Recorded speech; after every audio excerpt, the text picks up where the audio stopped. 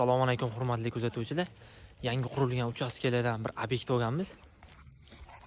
Bu obyektimiz 126 kvadrat. Kompyuterda birinchi teplopateri hisob-kitob ishlarini qilib olganmiz. Hozir sizlar bilan birga qurib chiqamiz.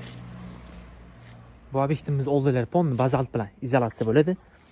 Kirganimizda ichkarida patologlar ponni vinovati bilan izolyatsiya qilib qo'yilgan. 126 kvadrat obyektimizni teplopatiyasi 10 kilovat chiqadi.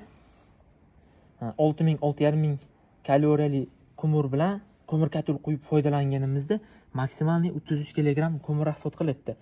Ya'ni 15 kgdan 33-35 kggacha 126 kvadratli obyektimiz rasxod qiladi. Hozir ichkaridan ham ko'rsatib o'taman. Past ponni podval.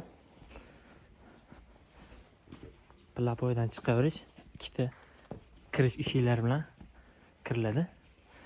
Chap qo'lda birinchi xonamiz mehmonxona, o'rtasi mana koridor, o'ng qo'lda kuxna. U tomonda ham, bu tomonda ham eshigi bor kuxnaning. Bu xonamiz topli pol bo'ladi, 15 ta. Radiator shart emas. Chunki patologida izolyatsiyasi bor, polida 3 sm penaplex bor, fasadlarida ponni bazalti bor. Shuning uchun tarsovoy devori ham bitta. Mana zalni ko'rinishi. Bu xonamiz topli pol 52-120 bitta panelli radiator bo'ladi. Topli polni kollektorlarini chap tomonga hozir chizib o'rnatib yuboramiz.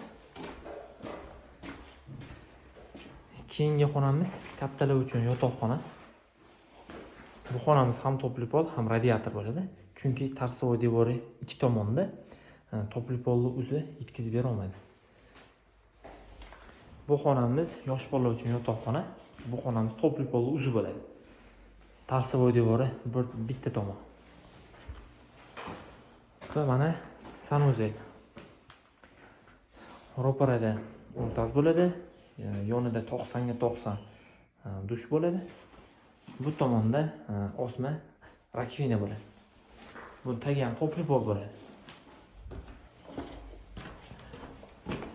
U tomon ham xuddi shunaqa proyekt qilingan. Tashqaridan kirib kelirish, o'ng qo'lda zal, mehmonxona. Bu yerda ham topli pol bo'ladi, 50-120 bitta radiator bo'ladi. Mana ko'rib turganda vinovati bilan izolyatsiya qiladilar. Klientimiz ham shu stroykada yurib, yaxshi zo'r tushunarganlar. Qatsak mayli izolyatsiya qilamiz deyishdi. Kattalar uchun spalniy, bergan bitta radiator o'rnaydi, ikki tomoni tarsovoy devor. Keyingisi yosh bola uchun yotoqxona. Ya'ni bitta sanuzel, untaz, dush, rakvina, tagi topli pol. Tevalari ham mana izolyatsiya bo'ladi. Fasadlari ham ponni bazalt bilan izolyatsiya qilinadi.